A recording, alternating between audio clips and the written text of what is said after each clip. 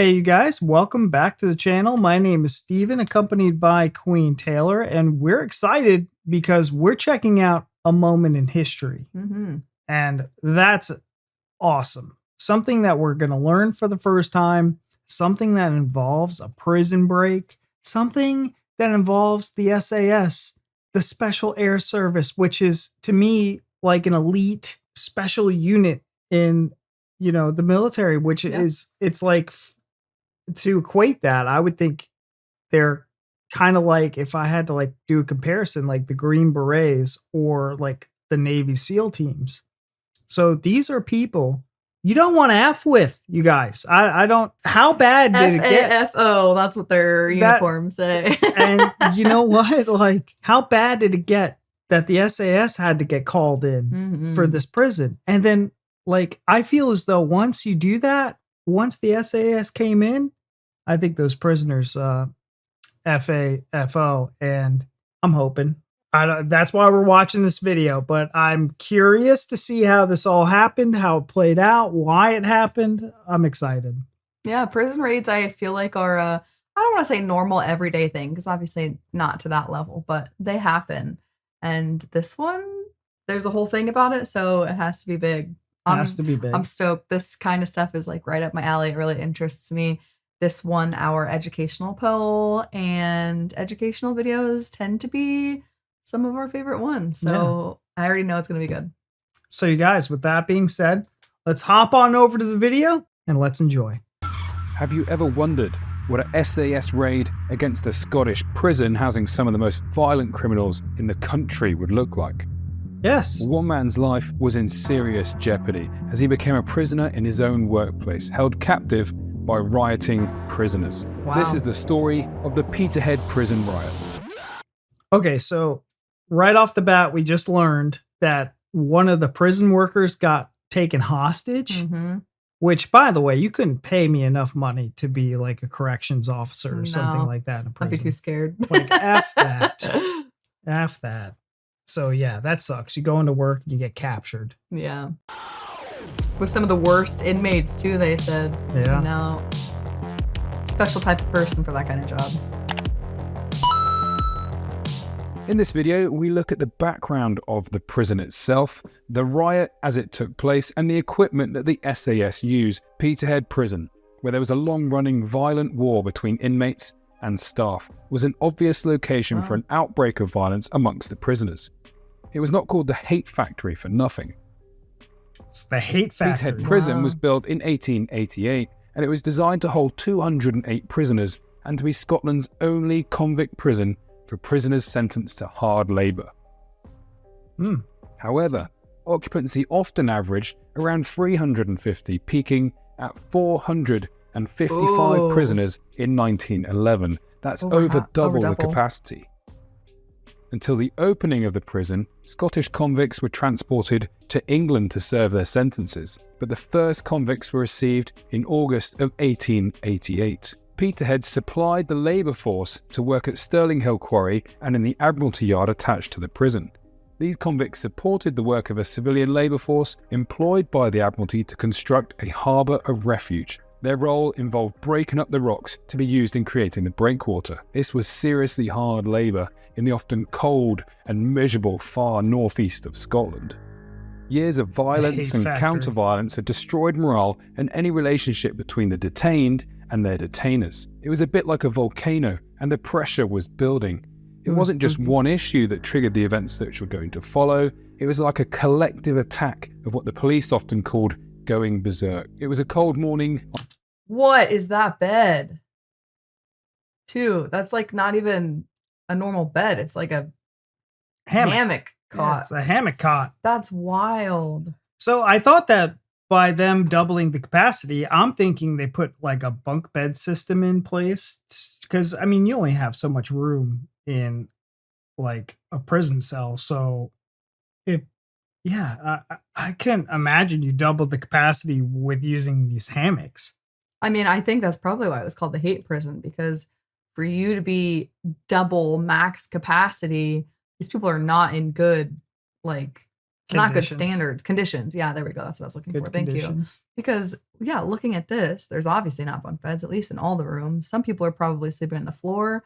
They're probably cramped. There's probably not enough anything. It's going to be dirty. That's awful. Collective attack of what the police often called going berserk. Too, it was a cold morning on the 2nd of October 1987. Without warning, the prisoners started tearing the place apart. Remember that these prisoners were often sent to Peterhead as they had already been disruptive at other prisons. They seized control of D Block and worked out their hatred of the prison and their jailers in an orgy of destruction.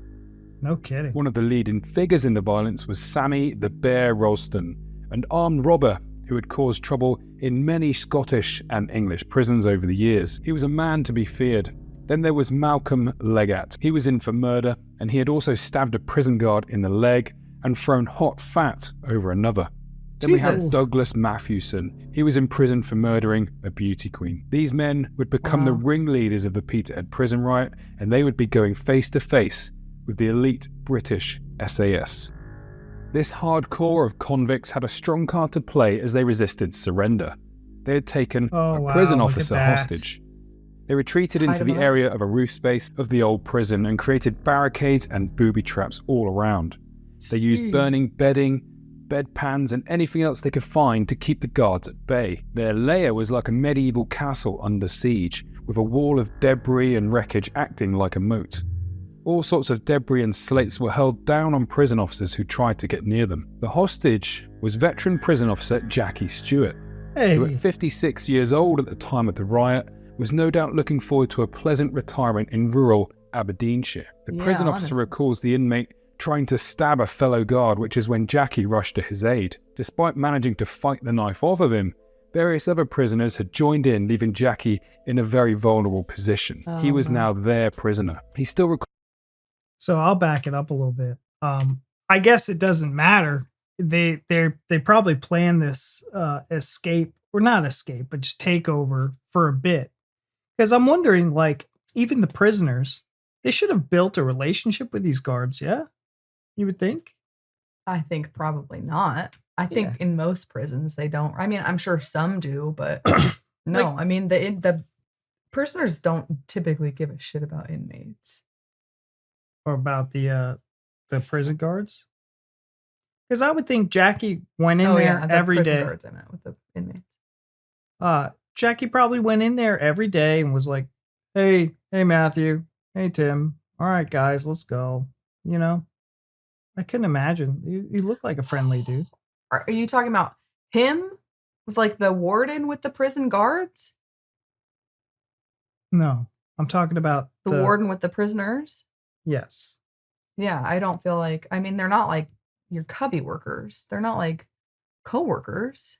I mean, I don't think you treat them like shit, but I don't think they're like buddy like that. I don't know. I see. That's why I couldn't be a prison guard, because I would treat people with humanity and just be kind of nice to them. And I mean, I think you don't want to be mean to them, but I think your level of niceness has to come to like a line somewhere, because you don't want to seem like you're soft and like it's going to be easy for them to take advantage of you or anything. Yeah. I mean, you got to treat them like they're animals with respect to a certain level, but you got to let them know that you're boss too. Yeah. You know what I mean? Rushed to his aid. Despite managing to fight the knife off of him, various other prisoners had joined in, leaving Jackie in a very vulnerable position. He was now their prisoner. He still recalls the frightening ordeal that led to his life flashing before his very eyes. Sure. Jackie said, "At that moment, I realized my life was in serious danger. When they took me up onto the roof, I realized that I'd been stabbed and my body was out of action. I think that's why I didn't feel anything. I was screaming out, trying to make them stop, but I had no control. I felt as though I was floating above the ground." As the inmates forced Jackie up onto the roof of the prison, he discovered he'd actually been stabbed numerous times in his arms, as well as in his kidney area. Being a prison officer at Peterhead was no easy task. Throughout his 125-year existence, Peterhead Prison had a reputation as one of Scotland's most notorious jails. Dubbed the Hate Factory, it housed some of the country's most violent offenders, including serial killer Peter Tobin and gangster Paul Ferris. At 35 years old, Jackie qualified as a new recruit into the prison service just in the nick of time, as back in the 1960s, that age was the maximum at which you were allowed to apply. His basic wage on starting was a mere £12 a week. To try and make a difference to his family income, Jackie would often work double shifts from 6 in the morning through to 9:30 at night, which saw him finally bringing in a reasonable wage. It's from doing these back-to-back shifts that Jackie soon realised he was in no place for the faint-hearted. During his ordeal, Jackie was subjected to some of the worst incidences of rioting and assault. He had developed a reputation himself for discipline beyond expectations, and this led to his own nickname of Hess, and to the saying, "Don't mess with Hess." No doubt the prisoners now thought they would be getting even with Jackie. Yeah. Jackie was paraded on the roof at Peterhead Prison. Look at He him. had lighter fuel stuffed into his pockets, and prisoners threatened to set him alight. Prisoner Malcolm Leggett was the one who held Jackie on the roof for a period of 5 days. In this time, he endured beatings as he was manhandled, punched, kicked, and hit with broken furniture. Jackie said, Leggett removed my bootlaces and threatened to tie my hands with them. I was no longer in my uniform as I was forced to wear prisoner's clothes. I assured him I wasn't going to be any trouble, and I think perhaps that's what saved my life. Jackie described the pain he was in. He says the stabbings, the beatings, combined with a lack of sleep, left me feeling really stressed, weak and disorientated. There was another complication though. Jackie only had one kidney, and he needed daily medical attention and drugs. Oh gosh. The authorities had to get him to safety, and they had to do it urgently. Scottish politicians and the... It took 5 days though, right? Beaten, stabbed multiple times, near his one and only kidney. No food or water. I don't know how he did without meds. Yeah, 5 days in. Like that's a fighter. That's a survivor. So that answered my question earlier, is like, you know, about Jackie being like, what kind of prison guard was he? Apparently he had his own reputation of being a little disciplinary to get a name like Hess. So don't mess with Hess. Don't mess with Hess. So the prisoners are like, F yeah, we got Hess right now, boys. We got some. That's why I'm shocked he survived. Yeah, honestly. Why they let him. Like how they didn't kill him. Yeah.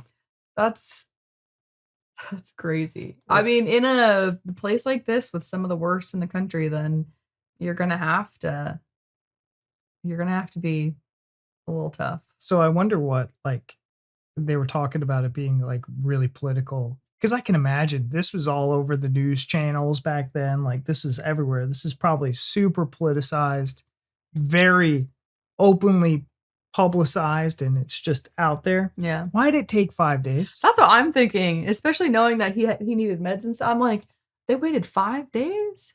That's kind of shocking to me. Because they were probably assessing the situation like, all right, what can we do? Yeah. I mean, I know like hostage situations take time, but 5 days feels like a lot of time. A lot could happen. They could have killed like well, I guess I don't know how many people. Probably most of them got out by then, but still. Well, I'm wondering how many prisoners died during this too. Yeah. All right, let's see. And at the top of the Scottish prison service were under pressure from public opinion to bring the outrage to an end and to ensure there were no deaths. They turned to London and a Prime Minister who was not the type to pussyfoot around. That's what I was going to say. Margaret Thatcher, Malcolm Rifkin, and Douglas Hurd gave the go-ahead for the SAS to intervene. Sending in UK special forces to deal with a domestic criminal situation would set a dangerous precedent, and several politicians were against it. At first, an SAS officer was sent to Peterhead in a purely advisory role. As the stalemate ensued at the prison, the call was eventually put out to send in the SAS to rescue Jackie Stewart. 20 men from the on-call anti-terrorism team travelled from Hereford, their SAS headquarters. Then they flew from RAF Lynham in a C-130 up to Aberdeen. Oh yeah, put the music on, dudes. You know what you're doing.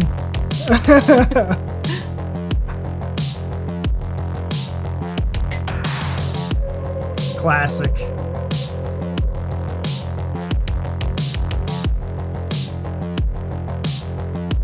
This is the typical badass. Like, we're gonna F shit up. I love that and all that. They're like, hold on, let's make sure we get a photo before like you guys go in there and fuck shit up.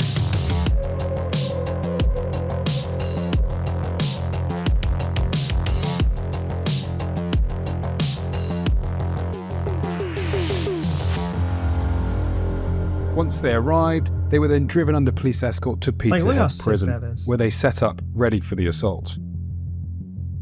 The SAS assault teams were kitted out in body armour, fireproof coveralls, respirators, plus, because the assault had been planned for a stealthy approach, they wore trainers instead of the more commonly worn army boots. Their primary weapon was a wooden baton, but they also carried 9mm Brownings as backups. Each team also carried flashbangs and tear gas canisters, and this is one of the hickory sticks used during the riot. In the right hands, this was a ferocious weapon. The plan was to hit the prison from all sides simultaneously, causing mass panic and confusion amongst the prisoners.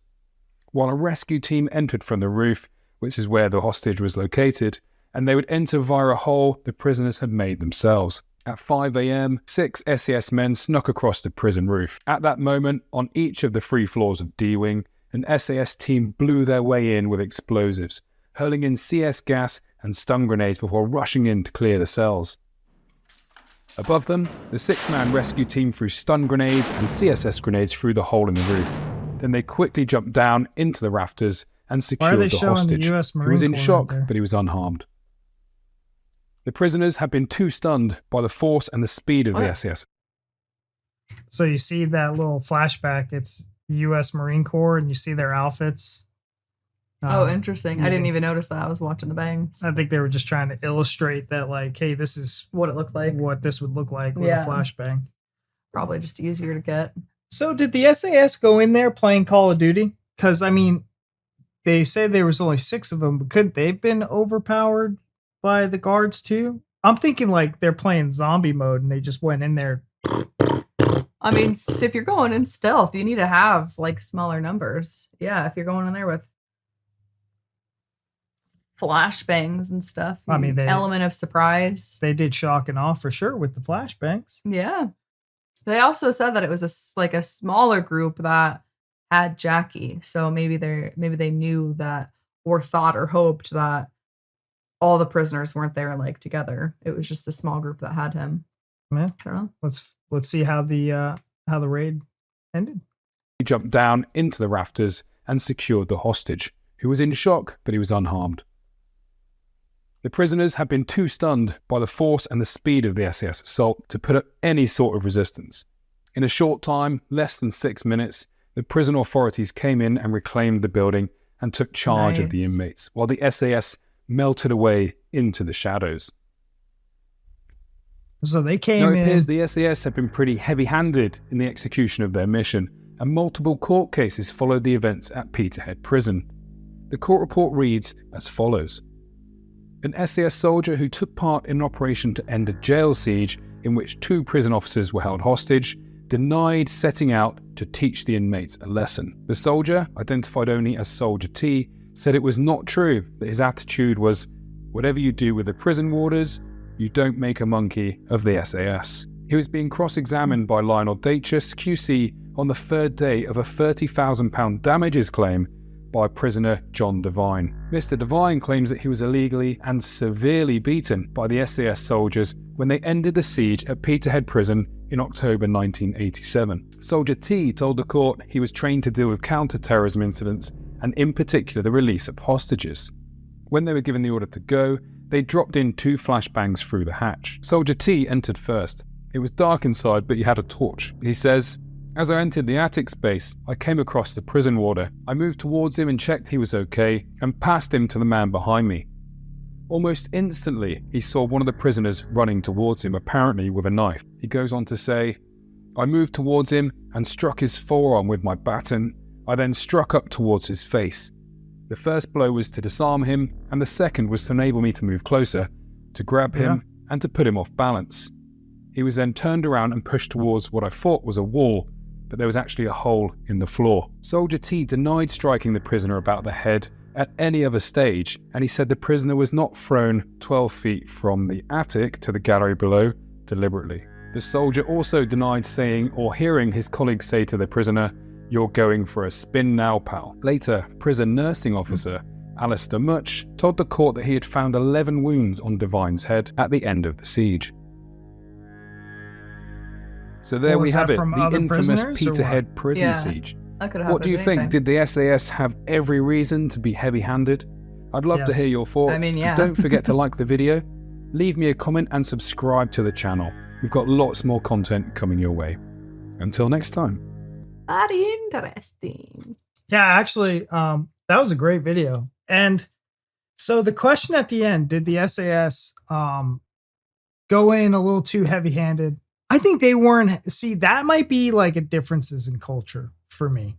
Because in my mind, if it got that bad that we're sending an elite anti-terrorism, they deal with crazier things than this. If you have to send them in, you fucked up. Yeah. And actually, I'm surprised that you made it out alive. Because, again, if we sent in like the Green Berets, or even in this case, the SAS to do a retrieval mission, I'm surprised no one died. I would have thought that anyone getting in between them and their objective would have died. So the fact that they came in with just batons and stuff, and, they had a pistol, but like I would have for sure thought, and like, these are the worst prisoners in the country. Just like chilling here, they probably are going to be there for life. Yeah. Like, well, I think in the UK it's pretty typical about life. It's not like what life is here. Yeah. Like it's like 15 to 20 years from a lot of things that I've read. But yeah, I think it was a very interesting question. Like, do you think they were kind of too heavy-handed, or that they did what they had to do? And I definitely think it's different for, any inmates that weren't really involved in the raid. They're just there and they're not participating, or maybe they're like smashing things around, but then that was it. And then they kind of go off and they don't have any part of, holding Jackie hostage or anything like that. I'm imagining D-Wing, and we'll just say C-Wing for this example. All these inmates in C-Wing just kind of hanging out. Yeah, you just go in there, you take over, whatever you got to do. But these guys that are setting the building on fire, and they've stabbed one worker, and they have stabbed and beaten Jackie, and they've got him hostage on the roof, and petrol in his pockets and this stuff. Like, absolutely, they've shown that they are violent and aggressive and crazy, and you don't know what else they're going to do. So I think going in with flashbangs, and I mean, even if, like they're saying the one inmate, the SAS officer thought he had a knife and he was coming towards him. I'm imagining with the flashbang, I would imagine, obviously the light goes off. There's probably smoke. All the above, things are like very intense. And these SAS officers are obviously like super intense dudes. Like they know what they're doing. They don't have that type of, like nerves and stuff that like you or I would have in that type of position. So they just like go do what they got to do, get in, get out type thing. But if you've got somebody coming after you in like the thick of all that kind of chaos, you're not going to wait to see if they're going to attack you if they have a knife, especially already knowing that this other guy's been stabbed numerous times. So yeah, I mean, you're going to get hit with a fucking stick twice. What's more humiliating is the fact that charges were pressed against these guys, the SAS. And I'm like, they should have been granted some kind of immunity for this operation. Yeah. Like, how are you gonna? I mean, it's one thing if you find a prisoner that's just standing over, like, by the wall, literally just standing there watching, like, not doing anything, and you go over and just start beating him, and he's not involved. Like, yeah, okay, that's not right. But if you're up there in the thick of with these guys, and you're involved in this, and you're in the same room where this guy's being held hostage and stuff, I don't know. You're running after somebody. I think they did what they had to do. And I don't think that. It doesn't look like that prison's in operation anymore, because it kind of looked like they set it up like a museum. Yeah, it didn't seem like it was. I also, though, I don't know. I mean, that's a debate for another time if you think rehabilitation on some of these people. Well, I wasn't even going to go there. I was going to say you could have somebody who, obviously, like, I'm not okay with murderers and anything like that. And I feel like probably a lot, if not most of them, were probably very violent psychopaths who deserve to be there for the rest of their lives.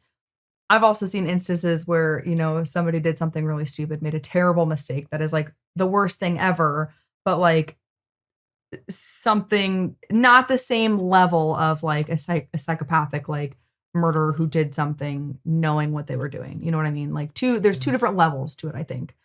I think these types of people A, are never going to change. I think there's no rehabilitation no matter what you do. I think it's just in them. I think there's like just an evil darkness there that is just going to be like that. Then I think there's another type that maybe made a mistake, maybe, I don't know, whatever the situation is, where there's potential for some rehabilitation there, but then you put them in a position where, again, they're over double the limit of capacity. Maybe there's not as much food, there's not as many beds. I'm thinking, like I said, the place is probably like dirty and stinky. Maybe there's not enough like toilets for everybody to use. I don't know. It's probably like really terrible conditions. And then if it's known as the hate factory, maybe like all the guards treat them really terrible. Maybe the prisoners treat them terrible. I'm just imagining like really horrible conditions that are going to take some of these people that have potential to be rehabilitated and like push them to the extreme to be from like group A to group B. Do you know what I mean? Yeah. I don't know. I mean, I get it. But I don't think the SAS in this situation, because again, they were called in because all other measures, it took 5 days. You know, so I'm assuming all other measures were exhausted, and now we have to get the SAS in. Yeah. The SAS in did that shit in 6 minutes. Mm-hmm. So took everyone else 5 days, took the SAS 6 minutes. Yep. To extract, to regain control over the prison. That's a victory. That's awesome. That's great. And I don't think there should have been any kind of, I get that it might have been heavy-handed to get the SAS in, but if that's the choice, you know, they brought one guy in as a consultant to just kind of assess the situation. And if he was like, okay, guys, yeah, I think we need to, he's going to die up there, Jackie. I don't think you try to bastardize him. And I don't think you know, again, even one of the SAS, Officer T, was like, you're not going to make a monkey out of us. Yeah. We came in here. We're going to do a job. We're going to get it done. If you don't like it, don't call us in. Yeah. But, you know, careful what you wish for. Because FAFO. I really enjoyed this video. I can imagine what it was like being around that time, you know, in the 80s. Watching this on the news, that probably would have been nuts. That's one of those things, an event that kind of reminds me of like the Twin Towers or